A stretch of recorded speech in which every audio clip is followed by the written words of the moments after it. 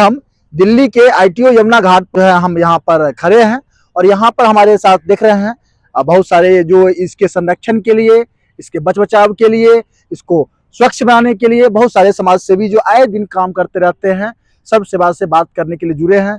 सर्वप्रथम तो मैं आप सभी का सब सेवा में स्वागत करता हूं और एक एक करके जानने का प्रयास करेंगे। जो आज जो यमुना जी हम देख रहे हैं, अभी सरकार भी बदली हो चुकी है, सत्ता भी बदली हो चुकी है और सुनने में आ रहा है काम भी बदली हो रहा है, तो इन सभी चीजों पर हम चर्चा करेंगे।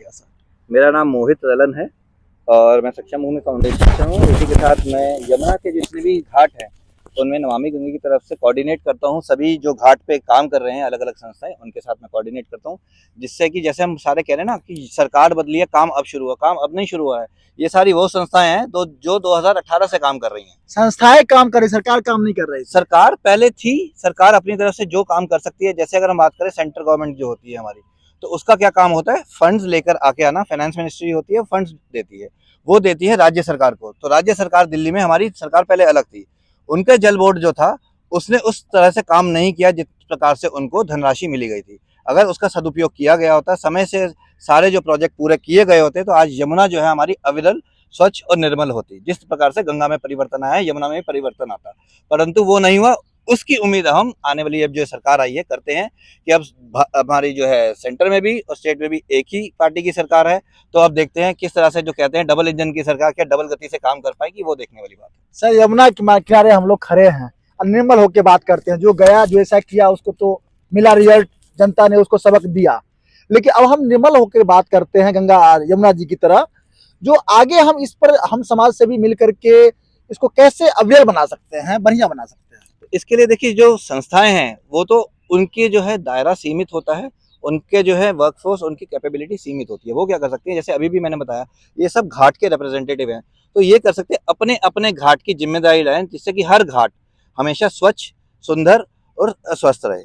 और उसके आसपास में जो रहने वाले जो लोग हैं उनको जागरूक करें कि वो जो भी इधर आए अडॉप्ट करे घाटों को, जो किया हुआ है कई संस्थाओं ने, और वहां पे कोई आके कूड़ा ना फेंक सके। पर ये लोग भी तभी उस तरह से कर पाएंगे जब सरकार इनको मान्यता दे कि हाँ, आपने इस घाट को गोद लिया है और कोई भी आए तो आपको दंडित करने का हम पूरा आपको अप्रूवल देते हैं। ये लोग वहीं पे रुक जाते हैं कि हम बोलेंगे किसी को, तो जो लोगों का व्यवहार क्या है कि आप किसी को रोकिएगा, टोकिएगा, तो वो लड़ने झगड़ने आ जाते हैं।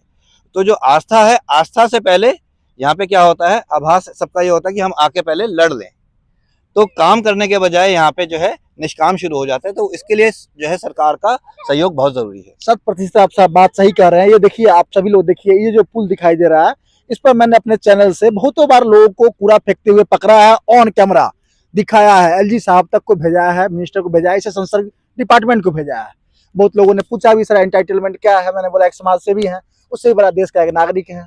अगर कोई गलत कर रहा है तो हम टोक रहे हैं, उसको रोक रहे हैं, रिक्वेस्ट कर रहे हैं। लेकिन आपने जो बात कही इंटाइटलमेंट की, तो जरूर सरकार को सोचना चाहिए कि इंटाइटलमेंट दे समाज सेवियों को। जो लोग इसके लिए काम कर रहे हैं, काम करना चाहते हैं, उनको कोई ना कोई अधिकार प्राधिकार दे, ताकि वो मनोबल रूप से मजबूत होकर के इस चीज को स्ट्रांगली रोक सके। और आज यमुना जी अगर गंदी है तो इसके सफाई के लिए तो काम चल रहा है, सरकारें कर रहे हैं, लेकिन उससे भी ज्यादा जरूरी मुझे जो समझ में आता है, जिसको रोकने, इसमें कूड़ा न फेंके लोग, इसको रोकना है। चाहे इंडस्ट्री की जो गंदगियां गिर रही है हो, चाहे लोग यहाँ अभी भी कचरा डाल के जा रहे हैं, तभी मैं जल्दबाजी में था, नहीं रोका उनको, अभी भी डाल रहे हैं। उसके लिए CPCB है, NGT ने तो बहुत सारे ऑर्डर निकाले हैं, पर जो ऑर्डर निकलते हैं उनका पालन होना बहुत जरूरी है, जो नहीं होता है।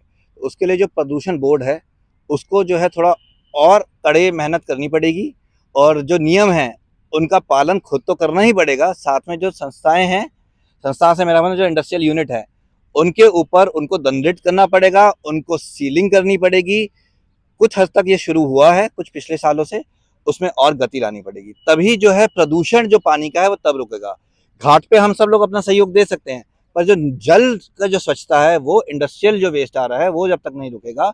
और जो ट्रीटमेंट प्लांट बन रहे हैं, फंड जैसे मैंने बताया सेंट्रल गवर्नमेंट ने स्टेट गवर्नमेंट को दे दिए हैं, पर वो अभी तक प्रोजेक्ट पूरे नहीं हुए हैं। 2023 पूरे होने थे, 2025 आ गया है, तो जब तक वो पुराने जो प्रोजेक्ट है कंप्लीट टाइमली नहीं होंगे, तो इसमें वो स्वच्छ पानी नहीं आएगा। वो आना जल्द से जल्द बहुत जरूरी है, तभी ये अविरल और निर्मल बनेगी। समाज सेवियों का साथ तो हमेशा साथ रहा है यमुना जी को निर्मल बनाने में, और सरकार ने भी पहल किया है, और भी कुछ समाज सेवी हैं, यहाँ बताइए मैम।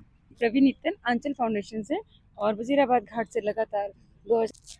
तो मैम आपने जितना दिन काम किया है उसमें क्या पाया है, आपका क्या दिक्कतें आ रही है आपको?